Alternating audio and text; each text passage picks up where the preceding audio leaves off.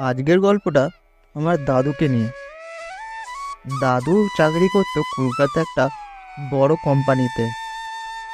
ছুটি পেলেই গ্রামে চলে আসতো। গ্রামের পরিবেশটা এতই মনোরম যে কেউ ভুলে থাকতে পারে না। সবুজে ঘেরা মাঠ ঘাট আর গ্রামের পাশ দিয়ে বয়ে যাওয়া গোমন্তী নদীটা আরও মনটা ভালো করে দেয়। এবার দাদু ছুটি পেয়ে গ্রামে চলে আসে। দাদুর সাথে দাদুর বন্ধু একটা ঘুরতে আসে। সকাল সন্ধ্যে গ্রামের মধ্যে ঘুরে বেড়ানো আর দেদার খাওয়া দাওয়া তো রয়েইছে।